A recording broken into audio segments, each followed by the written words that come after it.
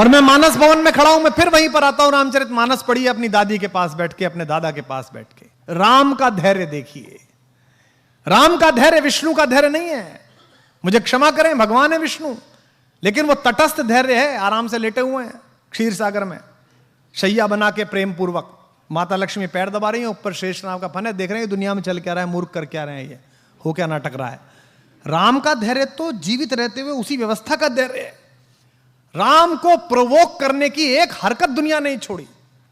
पुत्र के रूप में सोचिए वो लड़का कैसा होगा, वो व्यक्ति कैसा होगा जिसका राज्याभिषेक होना जा रहा है और एक साइड में पता चला कि वन चलो कपड़े उतारो, अब ये वलकल पहनो, पत्नी को लो और निकलो। कितना कठिन समय। लेकिन राम राज्याभिषेक होगा, मैं राजा बनूंगा, इस पर प्रसन्न नहीं है, और मुझे वनवास मिल गया, इस पर दुखी नहीं है। यही राम होना, यही राम होना है। लोग समझते हैं जंगल में पोस्टिंग, लोग समझते हैं कोने में पोस्टिंग, लोग समझते हैं वहां काम करना है तो कैसे काम होगा, मेरे लिए तो पनिशमेंट हो गया। यही अवसर है जो आपको ईश्वर दे रहा है। दशरथ के पुत्र राम जब तक अयोध्या में रहे, युवराज राम कहलाए, श्री राम कहलाए, और जब जंगल जाकर लौटे तो मर्यादा पुरुषोत्तम भगवान राम कहलाए। इस पूरी यात्रा ने उन्हें भगवान बनाया, इस धैर्य ने उन्हें भगवान बनाया, और अद्भुत धैर्य है उनके पास। उनका अपमान करके कोई चला जाता है, वो धैर्य के साथ मुस्कुराते रहते हैं। उनकी पत्नी का हरण हो जाता है, उसके बाद भी वो धैर्यपूर्वक पूरी व्यवस्था करते हैं। और एक बात सोचना आप सब लोग, राम, मैं अक्सर इस बात पर बहुत अंदर तक थ्रिल रहता हूं। राम अयोध्या से चले, उस समय का सबसे बड़ा खानदान था वो। हिंदुस्तान में जो कुछ भी बड़ा था उन्हीं क्या पैदा हुआ।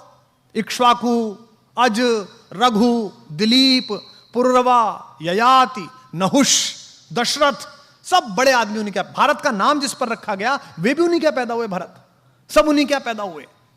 लेकिन उसके बाद भी जब राम एक वलकल पहनकर चले तो रास्ते भर में राजाओं को भी तो पता चला होगा कि भाई दशरथ का लड़का जा रहा है, वो भी तो मिलने आना चाहते होंगे। राम उनसे सहायता भी ले सकते थे।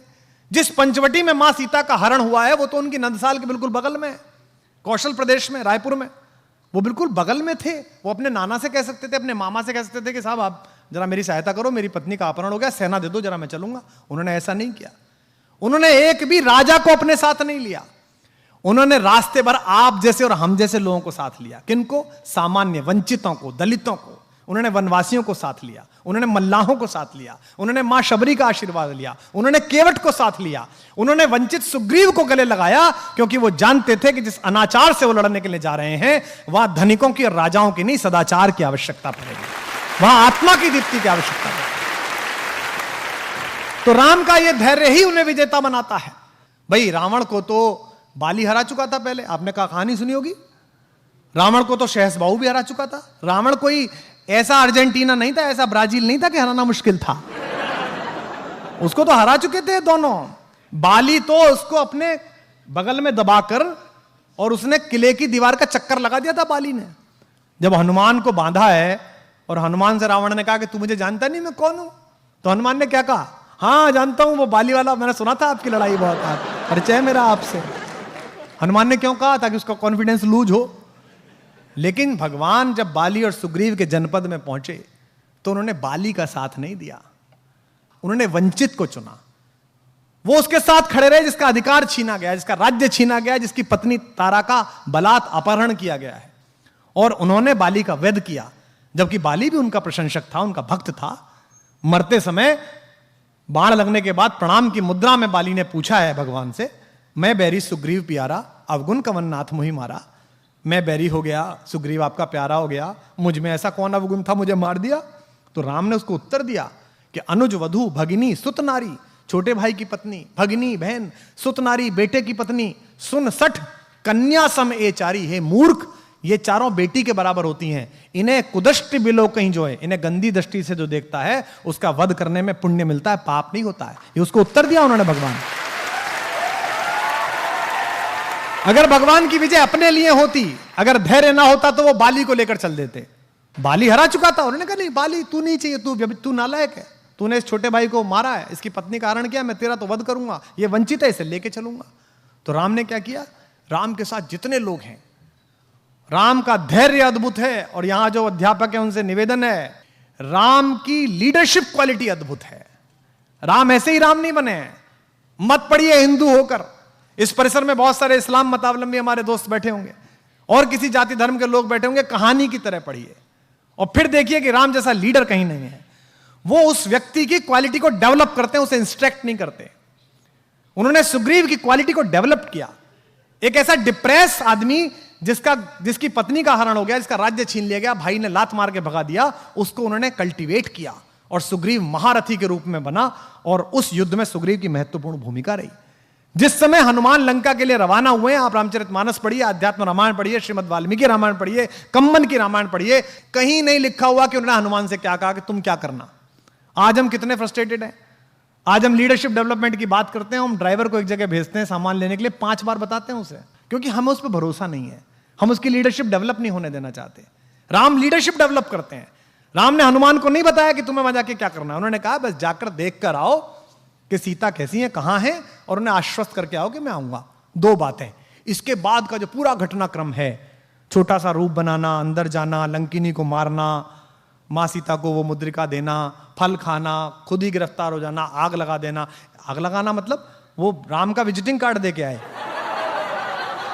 हाँ, मतलब बता के आए वो कि जो आ रहा है हम उसका कार्ड है। मैनेजमेंट का बेस्ट उदाहरण है हनुमान। एम्प्लॉयर का 1 रुपया खर्च नहीं कराते वो,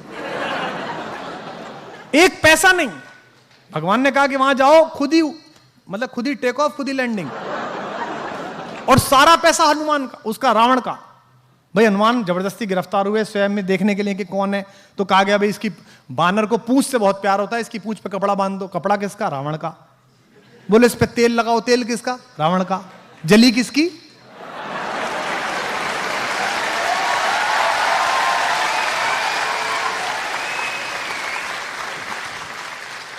बेस्ट एम्प्लॉय, सर्वश्रेष्ठ व्यक्ति, कोई ना नुकर नहीं। भगवान राम के जीवन में जो 2 कठिन समय आए, उन दोनों में उन्होंने ही पार लगाई। उनसे कहा गया कि भाई मेरा भाई ये बीमार है, सोचो राम पर कैसी बीती होगी। भगवान राम के जीवन का सबसे कठिन रात वो है जब उनके भाई को मूर्छा आई। उस रात राम कितने भी ईश्वर हो, मनुष्य रूप में जी रहे थे। मन में ये तो आई होगी यार अयोध्या जाके क्या कहूंगा, पत्नी कहां अपहरण हो गया, भाई कहां युद्ध में मारा गया। ऐसे समय में हनुमान काम आए और हनुमान गए, वहां कंफ्यूजन हो गया कि कौन सी संजीवनी बूटी, मेडिकल स्टोरी ले आए पूरा।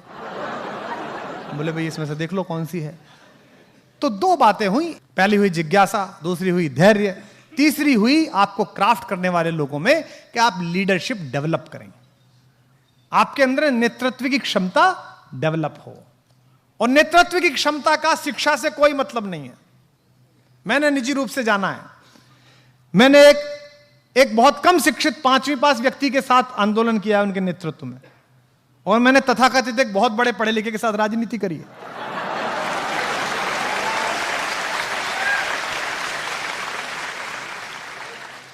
नेतृत्व क्षमता का पढ़ाई लिखाई से कोई मतलब नहीं है। नेतृत्व क्षमता पैदा करना आपकी आत्मा की शुचिता पर निर्भर है। आपको जब यह लगता है, राम को भी तो लग सकता होगा कि यार हनुमान में इतना तेज है, कहीं यही ना राजा ना बन जाए, कहीं इसकी आरती ज्यादा ना होने लगे। और हमारे यहाँ तो मराठी में एक कथा भी आती है, प्रथम नागरिक मराठी भाषी हैं, तो मैंने एक लोकगीत में कथा सुनी वहाँ कि भाई जब नल और नील पत्थर तैरा थे राम लिख कर, तो भगवान राम अकेले बैठे थे, उन्होंने सोचा कि यार मैं भी तैरा दूं, तो उन्होंने एक पत्थर को उठाया और छोड़ा उस पर, तो वो डूब गया। तो उन्हें लगा यार आसपास कोई देख नहीं ले कि हमारे नाम पे काम चल रहा है और हमारा खुद का ही नहीं तैरा। तो उनके मुंह पर एक बड़ी लज्जा की संकोच की रेखा आई। तो उन्होंने नल नील की तरफ देखा, तो नल ने कहा कि प्रभु आप छोड़ दीजिए, हम बना लेंगे आप। तो उन्होंने कहा चलिए मैं नहीं बनाता, पर तुम्हारा कैसे तैर रहा है, मेरा क्यों नहीं तैर रहा। उन्होंने कहा हमने पत्थर पर राम लिखा, यह अमर नाम है, ये भवसागर को पार करने वाला नाम है। आपने पत्थर को छोड़ दिया, जिस पत्थर को स्वयं राम ने त्याग दिया उसे कौन उबारने वाला है भाई।